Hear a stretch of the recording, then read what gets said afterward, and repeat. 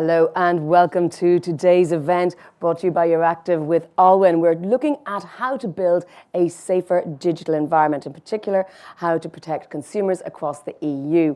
We'll be talking about the Digital Fairness Act, what that might entail, in particular how we can do things like prevent addictive behaviour online, protect minors better, and in general make the online space a both fun and safe space for all EU citizens. We're going to look at transparent marketing practices, measures to prevent, as I say, addictive behaviour, as well as ways to guarantee consumer security and what sort of regulations we have in place and what might more be needed, as well as touching on, of course, the AI Act, as well as the plethora of technology legislation that we have in the EU.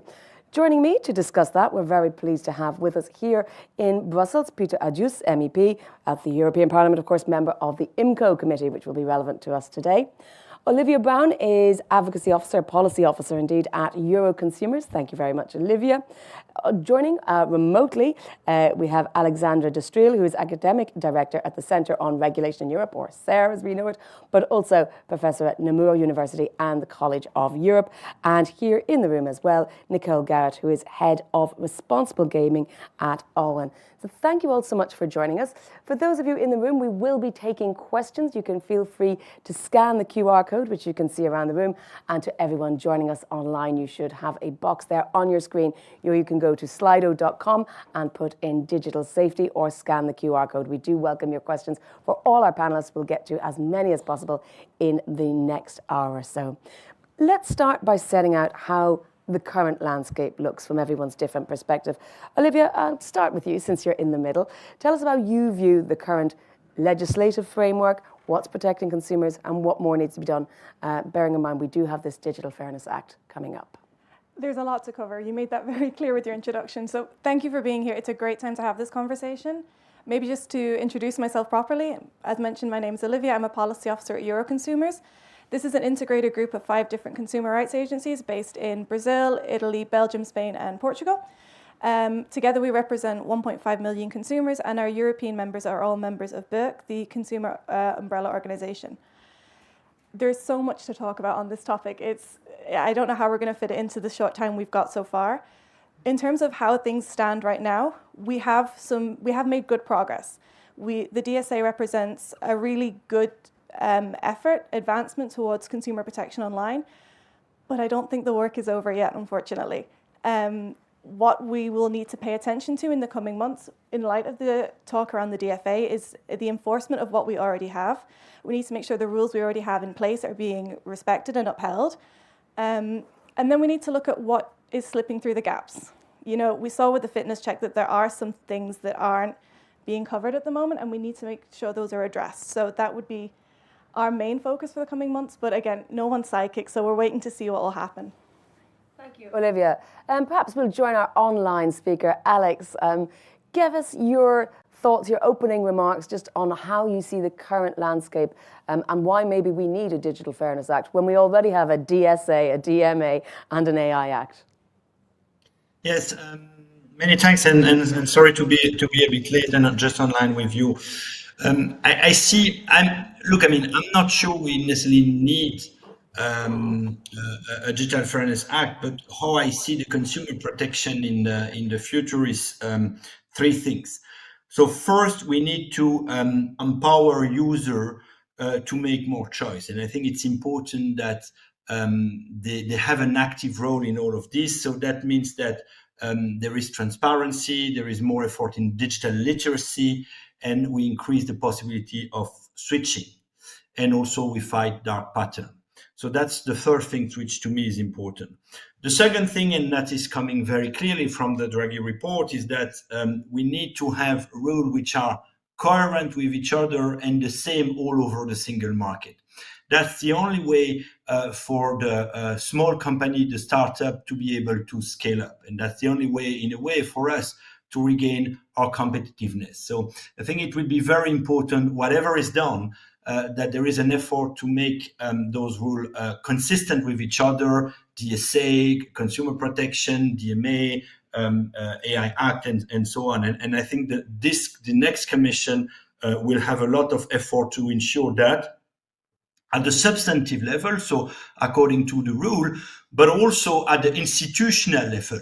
Because, now we have a lot of regulator, Europe at the European level and at the national level, which are in charge in one way or another of consumer protection. So of course we have the national consumer protection agencies, which are at the core of all of this. But I mean, with the multiplication of legal acts, you have a multiplication of agencies in charge. And I think, we will have to be sure that all of that is coordinated in a right way. And for me, in terms of how to ensure a good coordination at the national level and with the European level, a good model is what we have done in financial supervision with the single supervisory mechanism.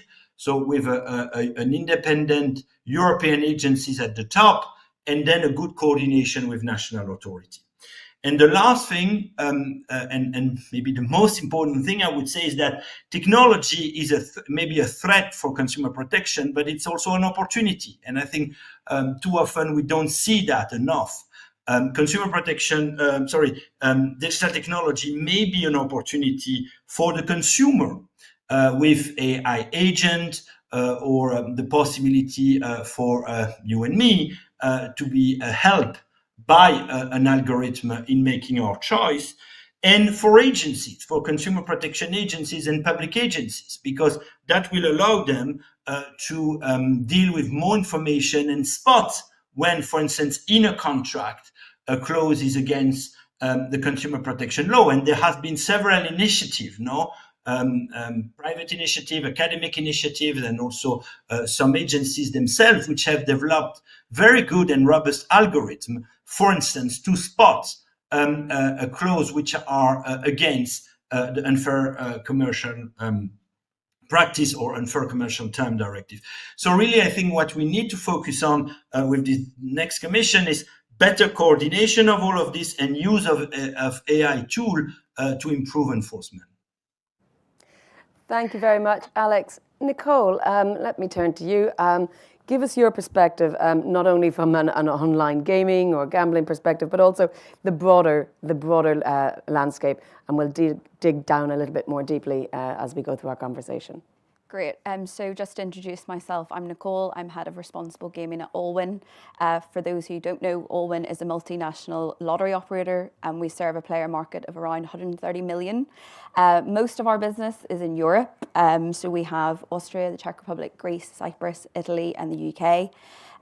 Our involvement in today's event is very much, we had a report in April called The Future of Lotteries. We were looking at the digital evolution of the sector.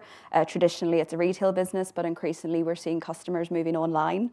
And what we really wanted to consider was, what are the opportunities of that movement to digital in lotteries? Because as we've just heard, while there are risks of the online environment that we need to get ahead of in terms of the regulatory landscape, there's a lot of opportunities, and we're using those already in the lottery industry. For example, we are deploying AI risk detection systems across our businesses in Europe.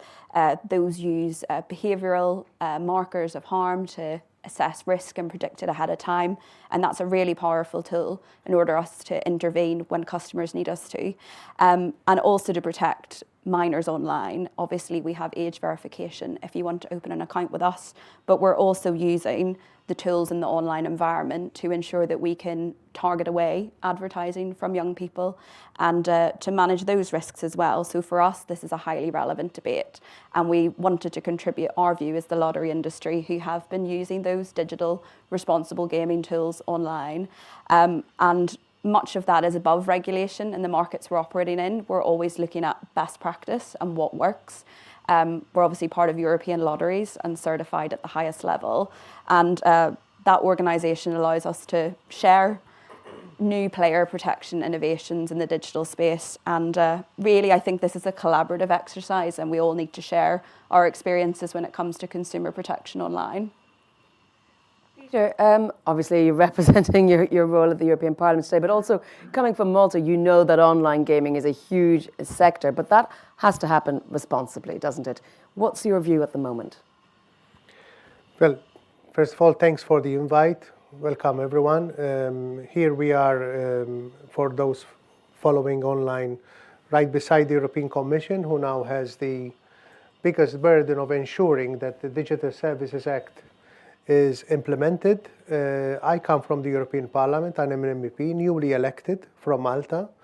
I'm a member of the IMCO committee, new as a member, but not new to the European dynamics, European institutions, because I worked in Brussels for the Council, for the Parliament for the last 20 years. Well, the way I see it, we have a very good set of new rules, the Digital Services Act, which we need to take note, has just entered into force, right?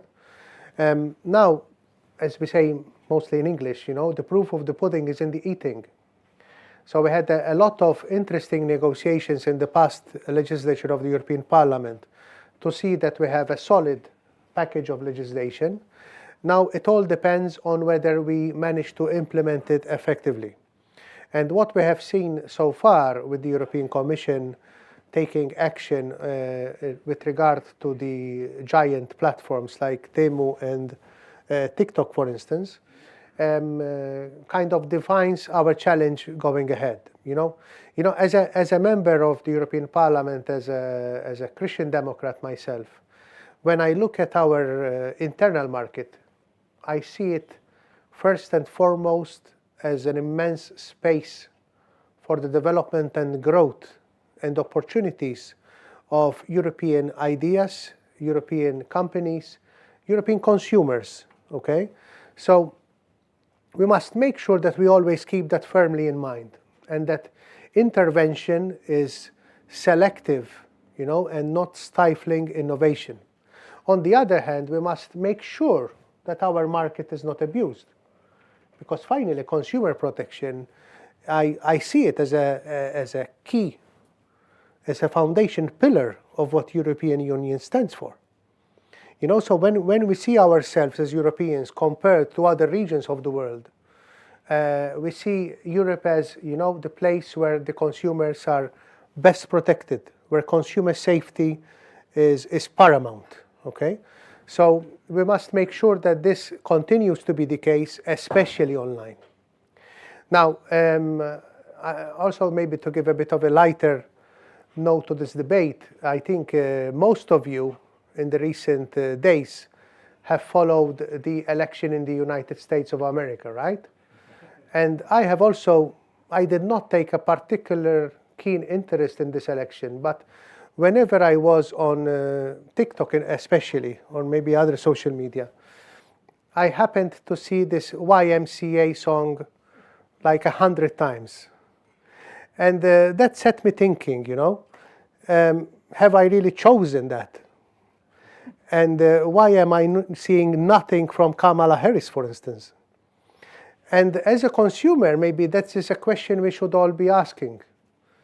Okay, how is social media, how is the digital world shaping our views with our information, without it, with our consent, without it?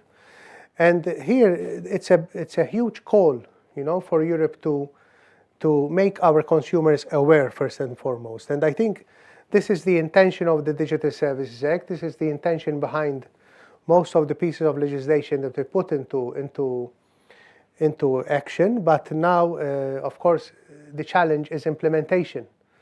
And in a world where online platforms can change from one day to the other, it's not easy to keep track. So finally, at the end of the day, it all depends on how vigilant we are and how responsive we are, also with our public interaction, to be able to adapt to these challenges. Well, Olivia, let me come back to you then. I mean, Peter is saying here that European consumers are the most protected in the world, but are they protected enough? Specifically when we think of things like online games, the DSA may have some loopholes. Where do you see the gaps or the loopholes that still need to be closed? So, firstly, yes, I do think there are still some loopholes. And I say this not just for the sake of sitting here today. we had the fitness check. The fitness check said, look, things aren't 100% okay for consumers online. You know, 97% of all websites and apps were found to have dark patterns. But I also say this as someone who, with a direct line to consumers, I represent membership-based organizations, which means we can hear from consumers in our call centers what are the issues that they're having. We can hear from consumers in our surveys what are the issues they're having. And they are still facing issues regarding subscription traps or not really understanding why they're getting such targeted advertising, like you were saying with the TikTok. So it is clear that there are gaps in play. There are gaps here. Dark patterns is something everyone's been talking about at the moment. Dark patterns is a tricky one when it comes to actually tackling it because it's covered in GDPR, it's covered in UCPD, and it's also covered in DSA. But when you want to actually address this issue, which of the three do you go for?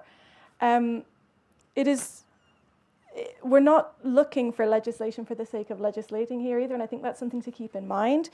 You mentioned about how the online space is a space for Europe to grow and European companies to grow, and I really do think that's true. But a very key, important part of that is making sure that we have empowered consumers. Because without empowered consumers, and what is an empowered consumer? An empowered consumer is someone who is free to decide to make choices that best suit them. Unless we have empowered consumers, we're missing out on that key aspect of a competitive market, because that's the driver of a competitive market. I don't want to keep going on here. There's so many different things that we've heard about recently. I could start listing off the things we heard in Commissioner McGrath's hearings. It's clear that we need to do more, but what we need to do needs to be targeted. It shouldn't just be legislation for the sake of legislation. Well, when we talk about empowered consumers, not all consumers are created equal, as it were. And of course, we will come on to the discussion about minors and age verification in a moment. But the dark patterns that we discuss are specifically there to manipulate people to make the choices that the platform owners want them to make. Alex, tell me a bit about what might be the important principles for making this sort of digital choice architecture in such a way that it does empower consumers. And is that what the platforms really want to do? Or are we always going to be fighting? Do we really need legislation to fight against the dark patterns if bad actors want to use them? Yes, thank you very much. So at SER, the think tank which I am part, we have just produced, in fact, a report which is available on the SER website on principle of good choice architecture. And so in a way, not having dark pattern. And what we show is that it's not easy because, context matter a lot. And so it's depend, of course, in which context you are. We think also that we should not restrict the prohibition of dark pattern to intentional harmful effect, but also a non-intentional one. And one of the key recommendations that we make is that behavioral testing is very important. So, that's the advantage of digital technologies, that you can test a lot of different choice architecture and see how consumers react, and do those kind of A/B testing that the tech platform are doing all the time, and that's how, in a way, they design their choice architecture. It's very important for us that first, the consumer agencies have access to the result of those A/B testing and understand why a choice architecture was chosen over another. And B, that the consumer agencies or the one in charge of the law could ask specific A/B testing to be done in a reasonable way, because those A/B testing are easy to do, but they are not cost-free. To check what's the best choice architecture, the best in a way, the one which is in the most interest of the user and not of the interest of the platform. So we think that that is very, very important.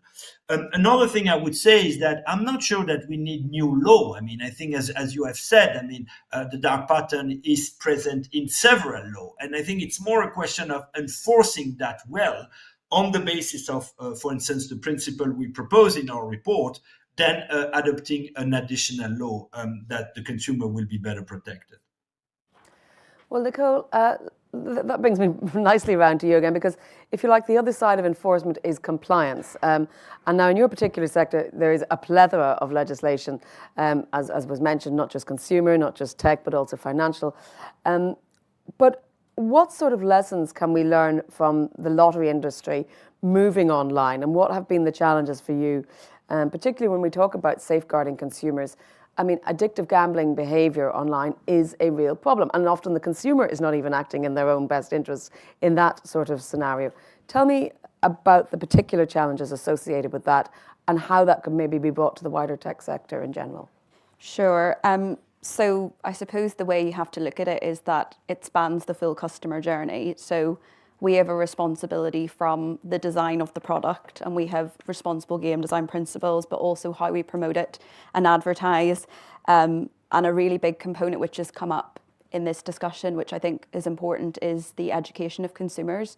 We have a responsibility to protect you in the online environment using things like technology and AI risk detection systems and monitoring and intervening as risk evolves.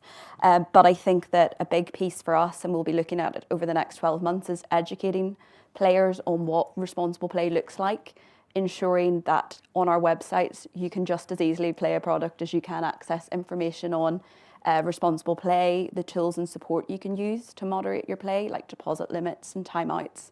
So there's a bigger piece here where we have to look at all points where we touch the customer journey with products. And I think that it's simply about trialing new approaches and to an extent not being worried about failing, because this is an evolving area, particularly as it relates to AI. And I know that we're going through a bit of a journey as the industry in deploying new approaches. And for example, one area we're looking at is personalization. And I know it comes up in this digital fairness debate, but personalization in a positive way. Often we send out responsible gaming messages that are necessarily generic because we don't have the capacity to tailor those messages. But going forward, and we looked at this in our Future of Lotteries report, we might in the future be able to segment those interventions and messages so they're really effective when we're interacting with customers. So there's a lot of things we can do in player protection online. And I think that when we look at things like dark patterns, we can also look at the positive ways we can direct customers to the right information they need. But ultimately, the responsibility lies on us to continue to provide the tools and also to actively detect risk where it occurs. Alex, I want to bring you back in again here, because ultimately a lot of this, it's all about data once again. And we've mentioned and touched on the GDPR. I mean, data protection and privacy are seen as cornerstones of EU legislation.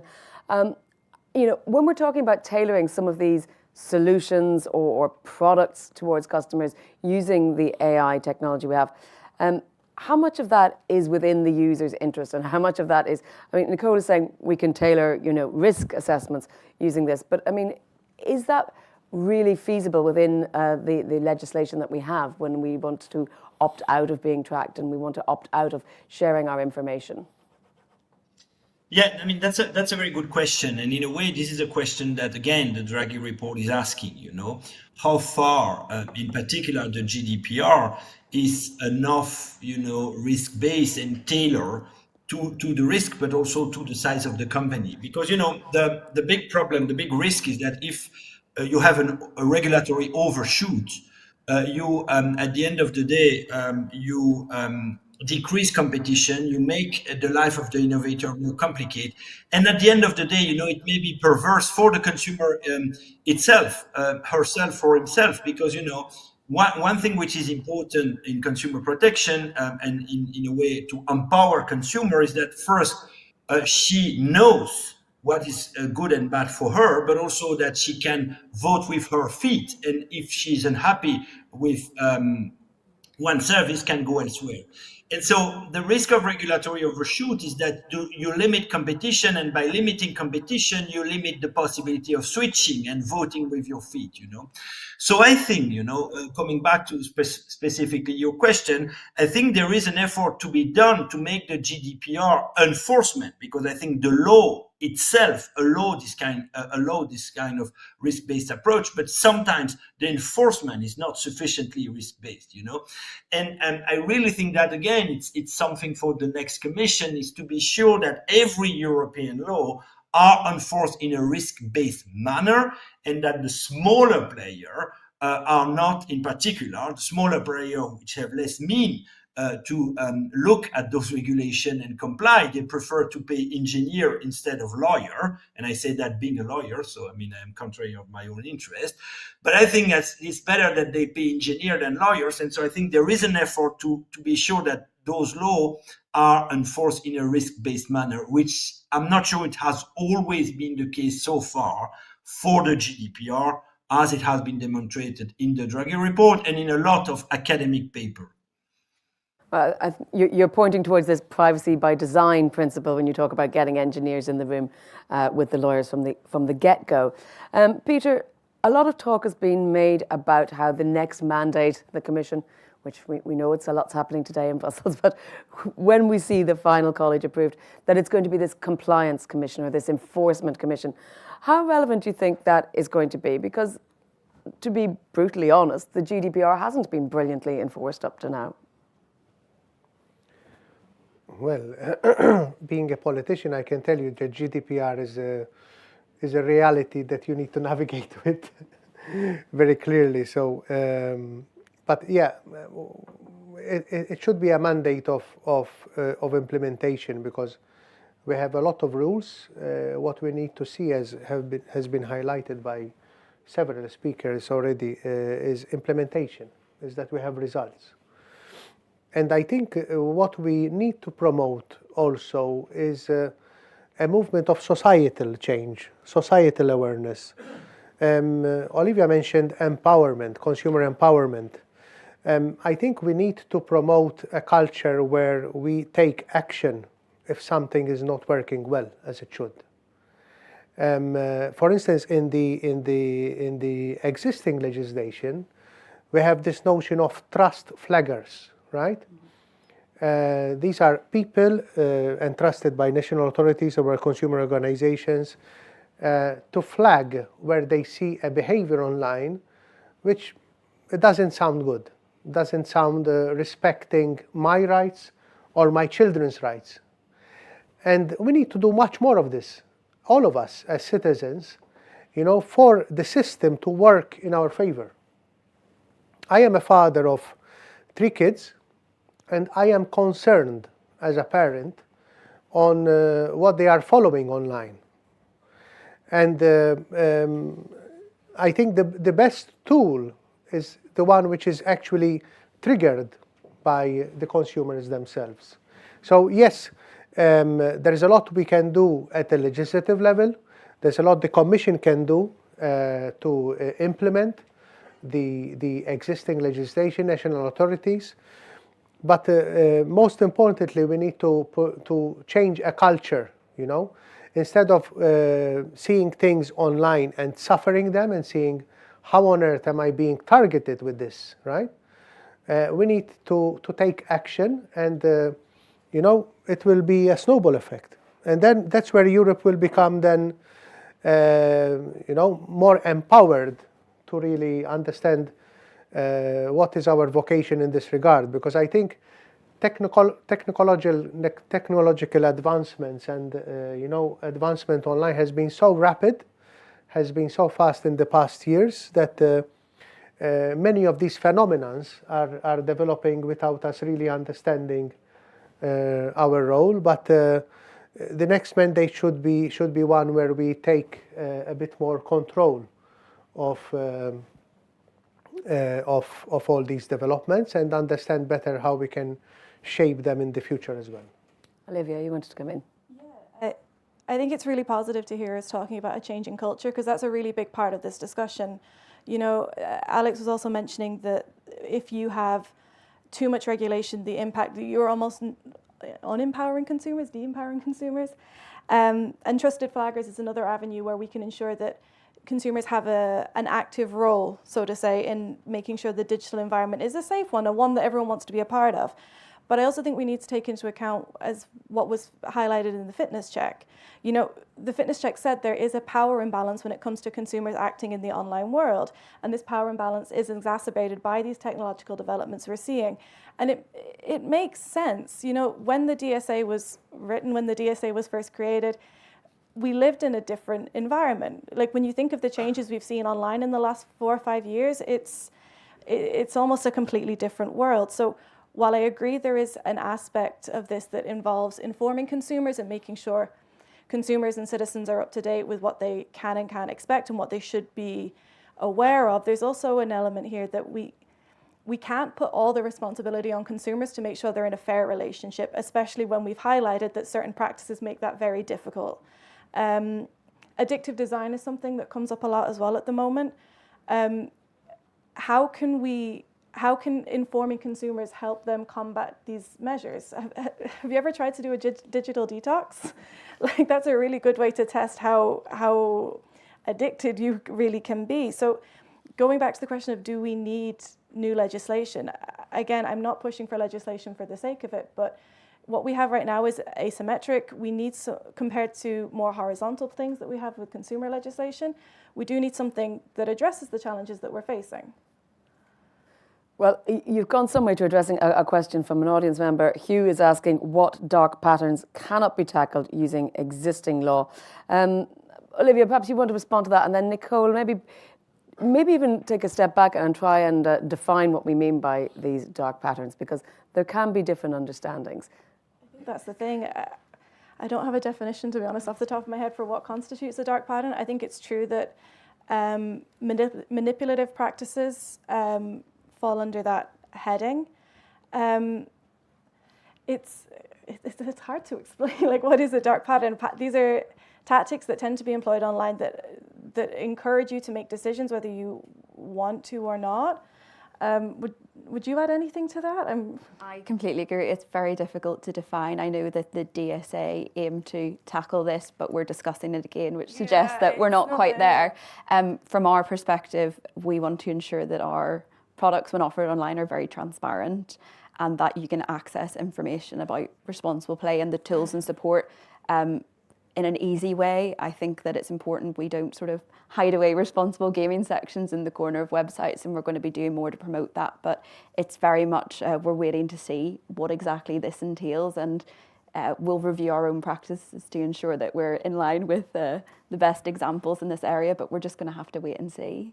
Well, as a follow-up to that, I mean, presumably then you would like to see in a Digital Fairness Act, you would like to see these terms more clearly defined, more specific. I think if there's a view that it's not properly dealt with at the moment, it's important that we address it. I think that in some ways, while we're not calling for a specific piece of legislation here as a company, it's important when we debate these things that if there are areas we're falling short, we all work together to address them, whether that's through regulation or self-regulation.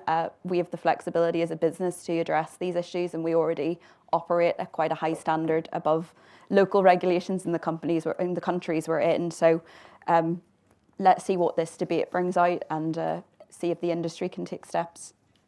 Alex, just want to get your thoughts on that as well. I mean, particularly looking forward to a Digital Fairness Act.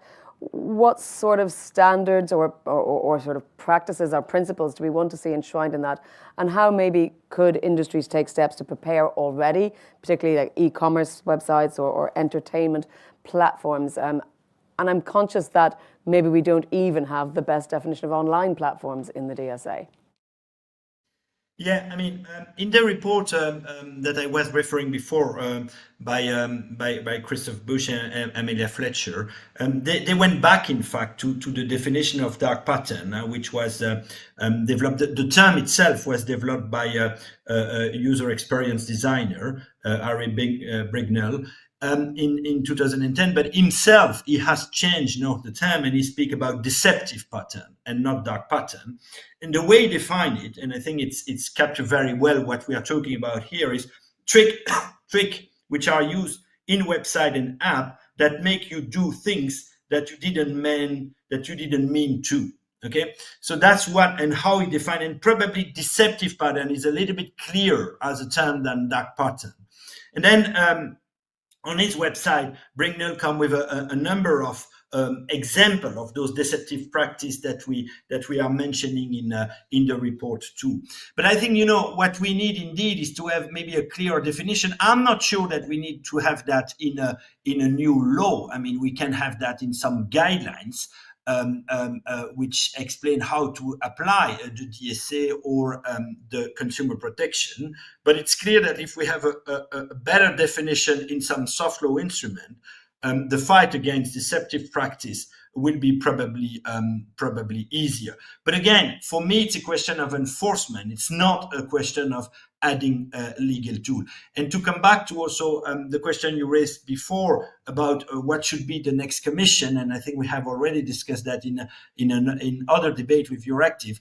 But I think for me, the next commission should be an innovation commission, should not be necessarily an enforcement commission, in the sense that the enforcement should be thought with competitiveness and innovation in mind. That do not mean that the consumer should be less protected, not at all. And I agree with what has been said about addictive design. It's not enough to inform someone who is addicted to stop the addiction. I mean, more needs to be done, and there is a kind of responsibility on the society and on the platform to do things. I mean, not all the responsibility should be on the user. I'm very with that.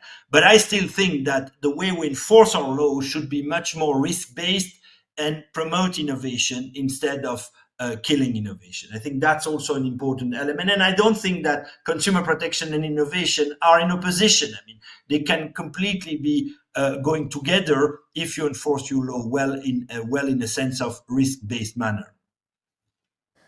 Thank you, Alex.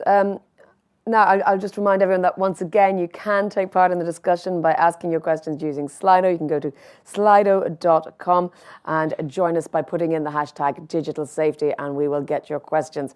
I'm seeing a question coming in from Kyriakos saying that industry is experimenting today with advanced use cases concerning a new generation of technologies such as AI or advanced connectivity. And would consumers see any more active role for themselves at this stage? And what could it be? Peter, I'm going to bring you in because what I was seeing this question is really about is stakeholders and who needs to be involved at which stage of the conversation. What are your thoughts on who needs to be around the table? Because particularly when we come back to this evergreen question of definitions, your definition is defined by who you ask, and you will get one answer from one set of stakeholders and another from another. I think when you see the burden for the regulator, for public authority, to make sure that all these complex realities are addressed in a fair but effective way, you realize that you need a lot of resources to keep up with the challenge. So I understand that, for instance, when it comes to the European level, the European Commission is well equipped with its staff, with its resources, but it's not enough. So while there is evidently a need to keep an open channel with stakeholder consultation, with citizen feedback, this has its limits. So I think there is an opportunity here also on the ground at national level, for consumer organizations, for citizen platforms, to take a role and organize ourselves and push the feedback. You should know that beyond the Digital Services Act or any specific piece of legislation, as citizens, as European citizens, we have a set of tools which go beyond anything that we are speaking about here. So my right as a European citizen, not being an MEP, any citizen, anyone on the ground, can write to the European Commission and expect an answer to his or her question. That's the first right of citizens guaranteed in the European treaties, right? A second right that we have is our right to petition the European Parliament. So all of these can help, bringing issues to the fore. And stakeholder consultation, although it can be guaranteed by the European Commission in its implementation, in its digital fairness checks, it is something that we can also push over and above this, both within organizations, but also as active citizens. And once there are cases, sometimes politics is shaped by events, really. So once these events, particular cases, come to the fore, and normally they come to the fore at the national level, we should have a way how these travel through and provoke more change in the meanwhile. I see a question from Bob Schmitz saying, why not follow EU competition approach, ban clearly defined practices, meaning it's easier to enforce via automated tools, and push for consumer or environmental friendly default choice options? Nicole, let me ask you whether, because you're concerned from the compliance side, would something as definitive as a ban on specific prohibited practices make it easier for you?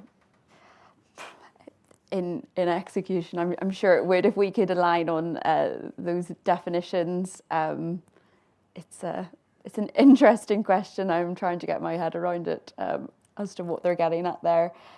Of course, if we could define these practices, we'd all have a clear view of exactly what we can and can't do. From our perspective, we're always reviewing our processes and how we're promoting our products. In the instance of dark patterns and addictive design, we have marketing codes to mitigate against these things and responsible design principles. So from our perspective, I feel like we're always considering what these practices might look like, but maybe at a European level, it might be useful to have that discussion on exactly the cases we're looking at there. Well, staying on this topic of, if you like, technology-aided compliance, can you talk us through some of the tools that you're finding useful at the moment? I mean, we talked a bit about, we touched on age verification technology and what methods might be most effective there, but what more general approaches can we also take to protect minors online, specifically minors? So in terms of minors online, we apply the same approaches we do in retail. We do not allow them to use our products. The way we manage that in practice is that when you open an account with us, you need to provide a state recognised ID or photo ID. So that's the first step. I suppose more broadly in protecting minors online, it also looks at things like product design.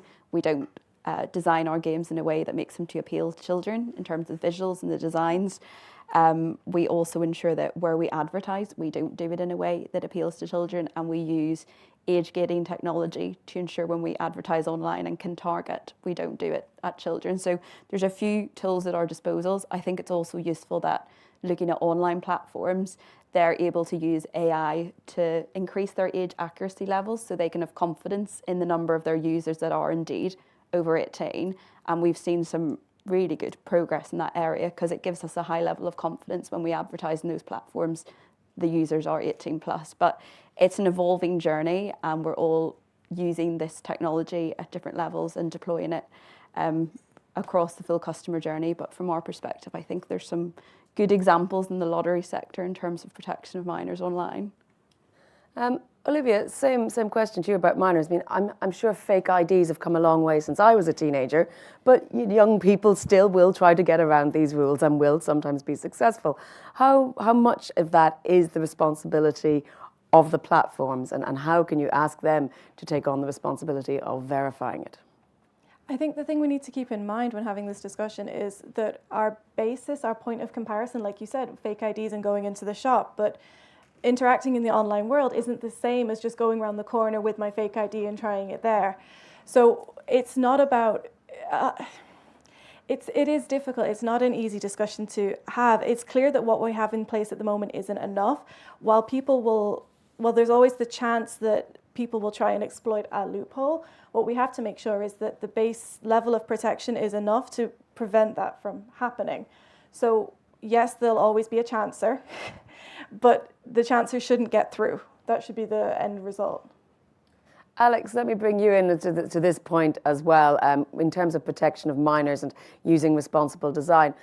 I mean, there is obviously a huge argument for that, but at the same time, we don't want the entire internet to be aimed just at the under 14s, because then where does your adult content come from, which as adults we're entitled to? How do you see that working in terms of maintaining innovation, in terms of also maintaining compliance, and what digital tools might be most useful for doing that?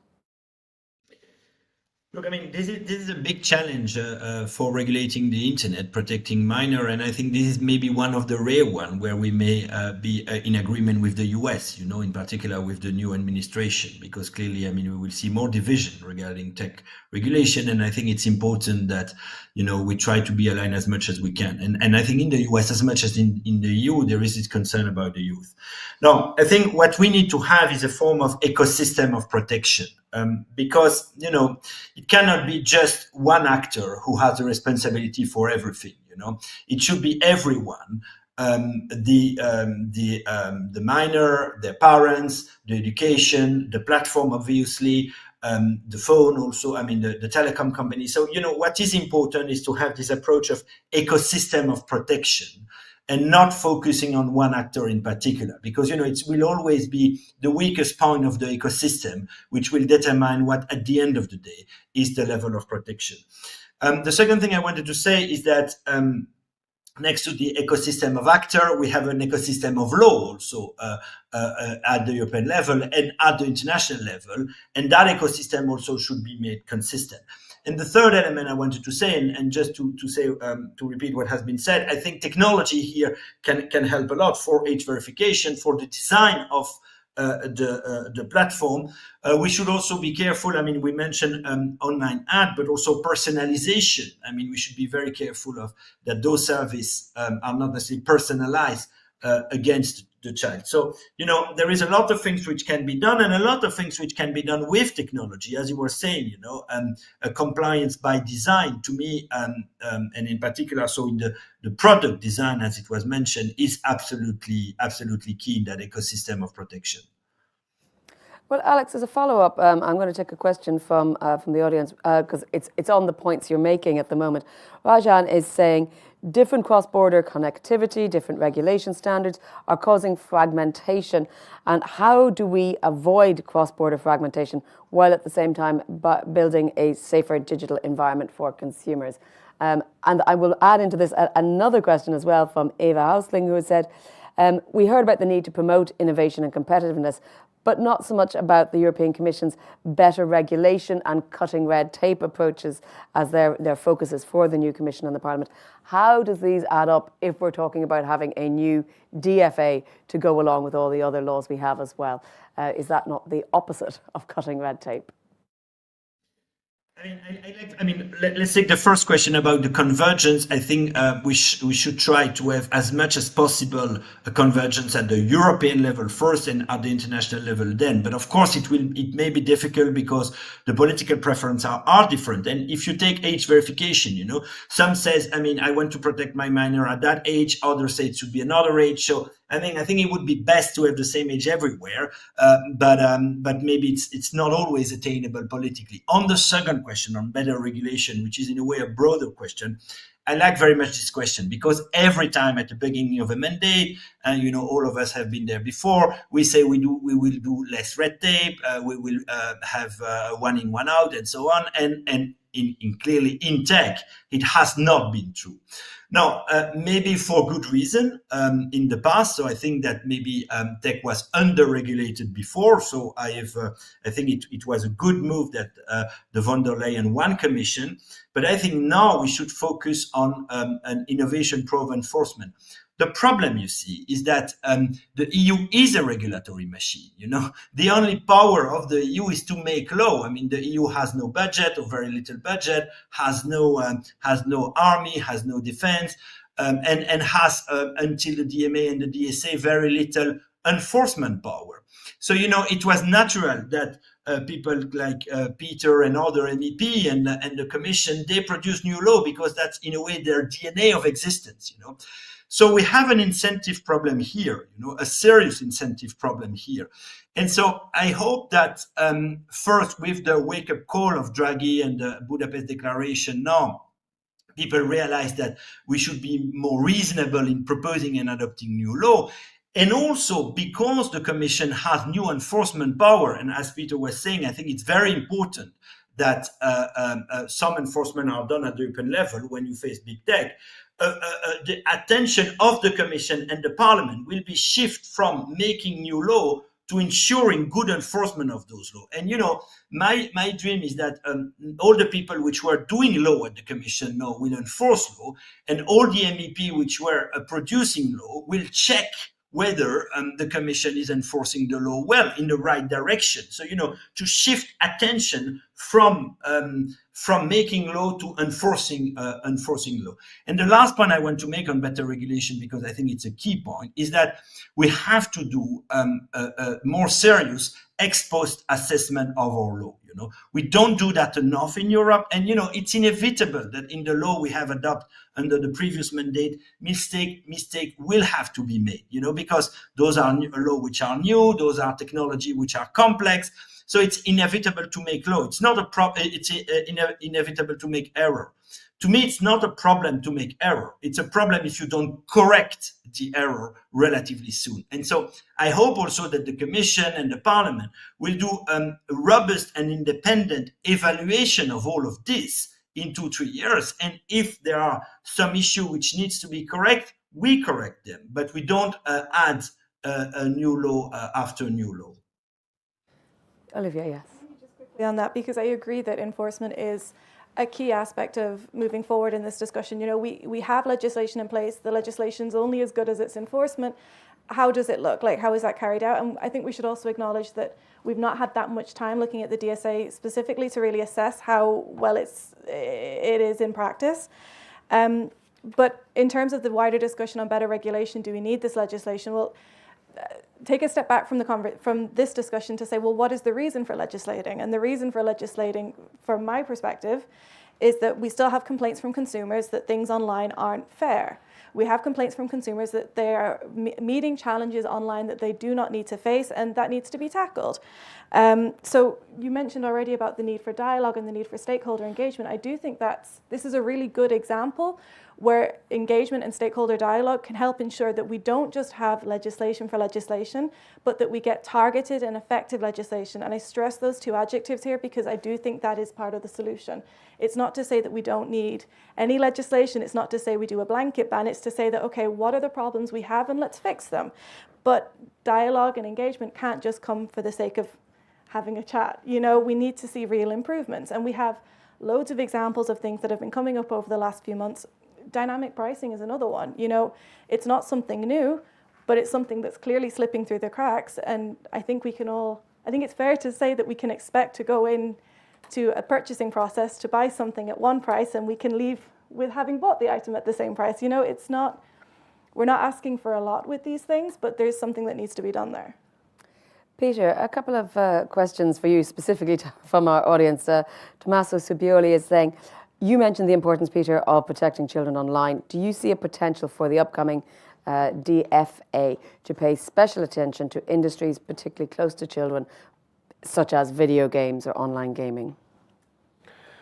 Yes, I can tell you in the European Parliament right now, between members in our discussions, also at IMCO, but also in other settings, there's a growing interest in this topic. There's a growing interest in seeing more clearly on the impact of algorithms, for instance, on our children, on our minors. There's a growing interest in seeing more clearly the links between mental health, especially in a minor and younger population, and our regulation for online behavior. Of course, we need to always take a cautious approach, because regulation has its costs, and linking this to what was being said on reduction of administrative burdens, we need to promote a legislative culture whereby we are not necessarily impeded from acting. Of course, any legislator, any responsible decision maker needs to act. But the question is not whether you act or not. It's not whether you legislate, but how you legislate.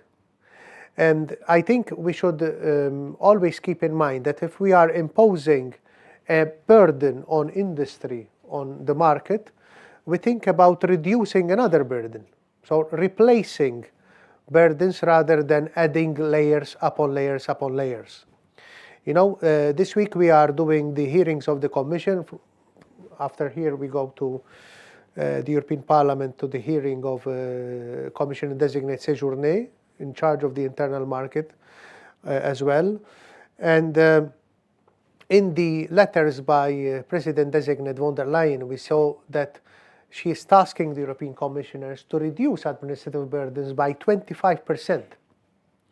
Okay, now as an MEP, I see this from one end with some excitement, with some looking forward to reducing administrative burden, making our industry more competitive, especially online.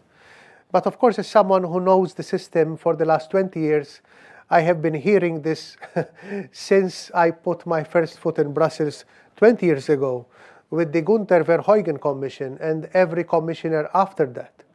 So I think now we must seeing how European competitiveness is suffering in the global setting, we must take this very, very seriously. Now, applying this to the online world, it definitely does not mean not regulating. Let's make this very clear, okay? But it means regulating more smart, being more smart, especially being able to provide a regime where small and growing companies, they can follow the rules with less effort, with less investment in compliance. If they want to, to play the game, to stay within the parameters of the legislation, they can have an easy life, Compliance should not be a huge cost. Then we should go heavier then on those who have the resources and those who are maybe trying to go behind the rules. So we should have this differentiated approach, which is after all responding to the fairness we need to promote in the digital world. Nicole, presumably a lot of this is music to your ears, when you come to looking at requirements for transparency and accountability. You don't want a half a dozen different regulations from Valletta to Helsinki if you're operating across Europe. Tell me a bit about what you would like to see coming out of this next mandate, given that we all know a new commissioner is going to want to have their name on a new law. Well, in terms of our perspective, we're not necessarily calling for any new regulations. I think that as we're having this debate, we need to understand what those gaps that there's a feeling exist so that we can address them.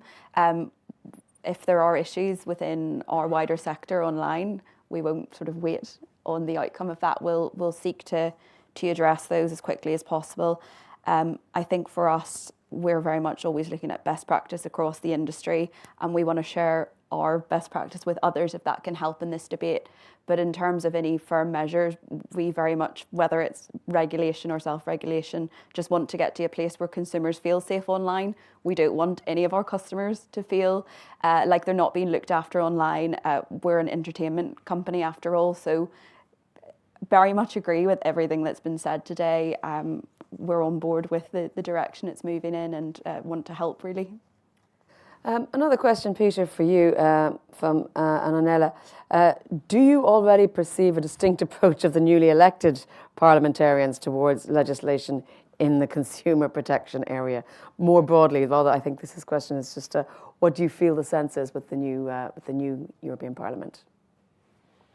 Well, rather than the Commission, because we are definitely very much aware of the need to simplify our rules. Okay. And we are all eyes now on the new European Commission, which is still yet to be confirmed, to see how we can work together to make that a reality. So reduction of administrative burdens is definitely a big thing on our minds. Adapting to the digital milieu is another one.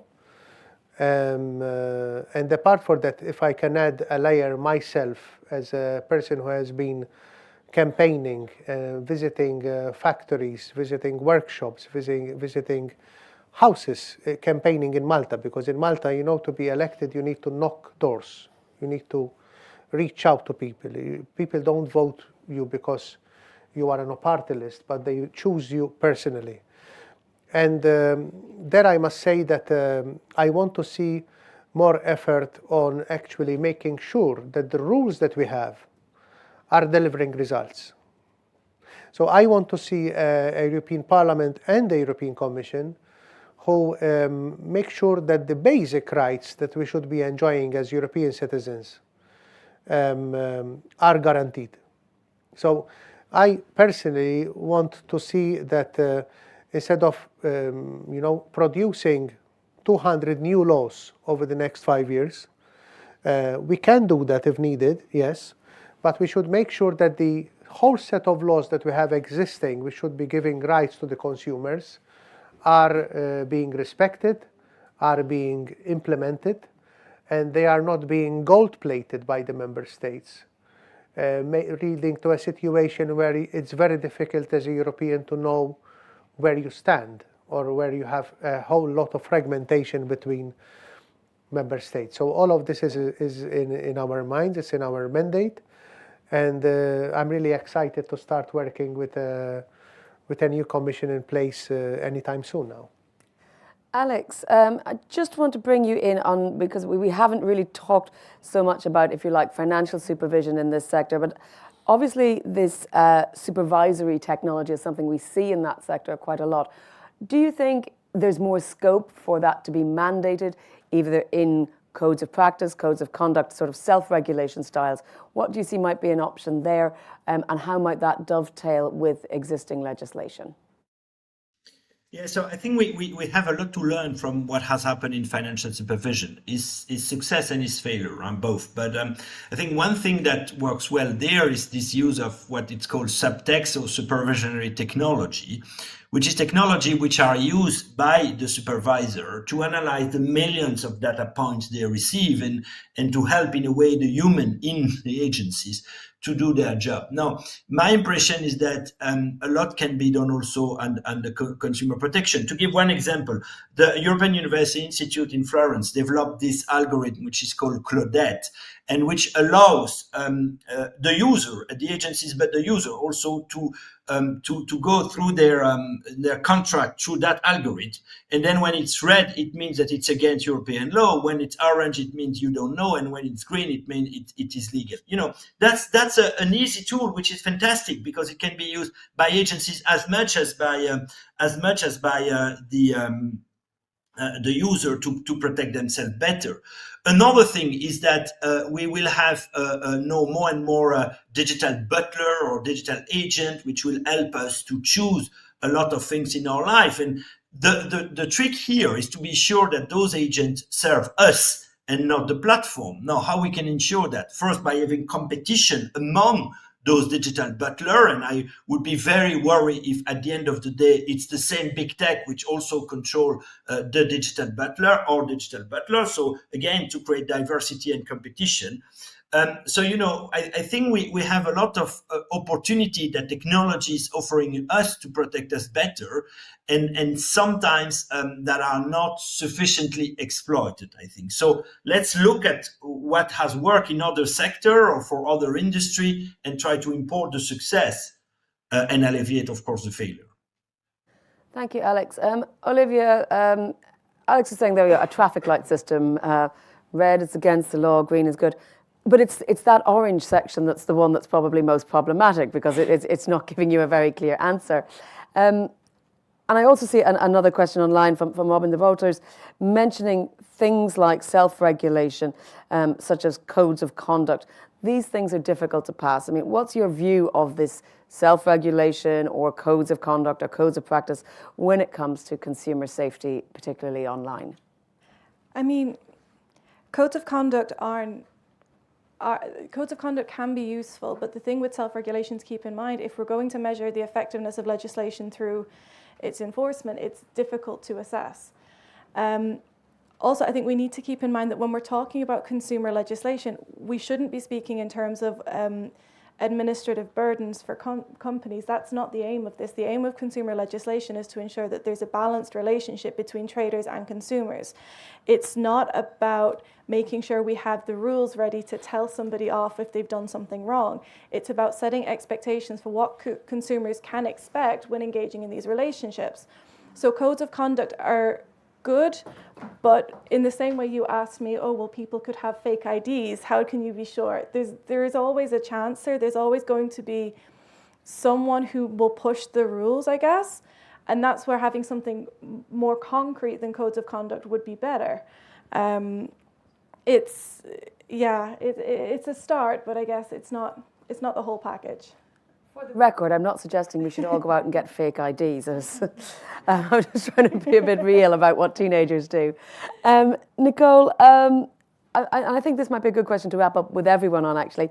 Mathilde is asking, given the Regulatory Scrutiny Board assessment of the shortcomings of the data used for the fitness check report, what type of impact assessment should the Commission be doing in preparation for the Digital Fairness Act to properly identify gaps? Because what you assess is going to really deliver where you think the gaps are. And if you had a blind eye to a whole sector, that's not going to give you a fair assessment of where you need to go next. I suppose we need to start with where we're trying to get to. We had the fitness check, some gaps were identified. I suppose the next step is to understand if the right approach is more regulation or if it can be addressed with industry through things like self-regulation. I know it has its limitations, but some industries are highly effective in adapting to these fast-moving issues through self-regulation, which is why I'm generally an advocate of it. We can respond very quickly. But I think we just need to ensure that when we're taking this forward and considering the impact on businesses, we don't lose access to that personal data that really can protect customers online from our perspective. Anything that comes forward needs to be proportionate and reflect the opportunities of the online environment and the ways it actually allows us to protect customers. So I suppose I just want whatever approach they take forward to not, one, stifle innovation where it's responsible, and two, allow us to innovate around player protection as well. Peter, your thoughts on that? What sort of impact assessment should be taken going forward? I mean, and who needs to be involved in that if we're asking the Commission to do this? Well, I think when you legislate at a European level, impact assessments, if you need to do them well, they can be a mammoth task, right? Because we're speaking about 27 member states, so many different realities, so many different languages. So, but to begin with, I mean, the European Commission is obliged to normally take into account economic, social, and environmental aspects. Now, this might not be immediately relevant, necessarily, at least all of them, to the digital world, to the challenge at hand. What I can say is that from my personal experience of a number of initiatives of the European Commission, I feel that impact assessments sometimes are not thorough enough to understand realities in different parts of our European continent, especially someone coming from Malta. Now, this is not necessarily for the digital aspect, but someone coming from Malta, you sometimes feel that impact assessments are tailored, you know, on medium-sized or bigger member states, city life or rural life, but still in the continent. So any impact assessment, to be really meaningful, needs to examine a whole set of realities. Now, I understand that when you're legislating from a European perspective, you need to legislate for the whole of the European peoples. When it comes to people who should be consulted, I think the wider the net you spread, the better it is. So, first of all, a very good public consultation can go a long way, which is sufficiently marketed, because sometimes these public consultations are really popular with the Brussels bubble, with people who are well represented here, but I think it's hard for them to reach people in the different member states. So I would invest a lot more in a public consultation which reaches the people, and then which is probably examined maybe with AI tools to define what is the feedback, because you can understand that if you have thousands of responses, you need to synthesize them into one, and then starting from there, of course, then you can go further to really involve stakeholders. But first we need to define who they are. Alex, same question for you. If we're looking towards an upcoming Digital Fairness Act, do we need to do an impact assessment on all the legislation we already have? As Peter's saying, there will, of course, be the public consultation. That will, of course, probably be answered by the usual suspects. There will probably be a high-level expert group convened. Is that all enough to give us something really meaningful? I mean, I think it's a good start, but it's not enough. And I think, this reflection on the better regulation guidelines and impact assessment would be absolutely key for the next commission, And I mean, two sources of information is, again, the Draghi report. At the very end, it has a lot of good suggestions to improve the impact assessment process, and also the OECD recommendation on agile governance, which is also a recommendation of 2021, which is also has a lot of good point on impact assessment. I would say myself that we probably need three things to improve them. First, they need to be more robust. So in the sense that we need to have more data if we want to produce quantitative result. I mean, I think so far the impact assessment are good for qualitative aspect. For quantitative result, often they are very, very weak. So either you don't do it or you do it with better data. The second thing is that I think they should be done more independently. Too often, I think, an impact assessment is a retro-engineering. You know what you want to achieve, and then you have your impact assessment to achieve this result. So, we have the regulatory scrutiny board, which helped independence, but that's probably not enough from my experience. And the third is that the Commission is doing impact assessment, but not then the Parliament and the Council. And this is also a point that Draghi made. I mean, it has to be all along, not just for the proposal. So I think if we have something which is more robust, more independent, and more comprehensive, in the sense more comprehensive with the Parliament and the Council, I think then we could be there. Thank you. Olivia, I'm sure consumers groups are always saying there isn't enough representation of civil society in these sorts of consultations or assessments. I quite like Peter's idea of using AI, of course, with all the correct checks and balances. What are your thoughts, or what's your call for how the next step should be taken towards a Digital Fairness Act? I mean, if we're going to start from a place of we don't want over-regulation, I think we need to really sit down and say, okay, what is the intended result? How will I feel the impact of this best on the ground? And for me, that means we need to talk to all stakeholders, so consumers, industry, and the like, get everyone around the table and say, okay, what are the problems you are facing? What are the problems you are facing? And how can we work to fix that? I've simplified that drastically in the interest of time here, but in all seriousness, Alex mentioned the need to make sure we're relying on data. That's something we do at Euroconsumers when we're building our positions. We look at data from our interactions with consumers, but also we engage in dialogue with industry stakeholders. But the point here is that dialogue has to lead to improvements. So again, it's great to gather everyone together, and I do think we need to make sure everyone's voice is heard in this discussion, but we need to see the concrete changes to those problems I talked about at the start. What is the real impact? And again, this isn't just, I speak here obviously with the interest of improving consumer protection, but this isn't a one-way unique issue, because empowering consumers, enabling consumers to better act within the online market, within the internal market more broadly, will help these competitive aims that we're talking about. The relationship of the internal market and the European economy is between traders and consumers, so we need to make sure both parties feel protected and feel confident enough to act within the space. Well, thank you all very much. Thank you, Peter, Olivia, Nicole, and Alex, for your insight today. Thank you very much for joining us here in Brussels and online. And remember, of course, you can find out more information on Euractiv debates at events.euractiv.com, or follow the hashtag EA debates on the social media of your choice. No doubt we will be talking about the Digital Fairness Act for several months to come as we assess what's going to happen. But thank you all for your questions, and have a great day.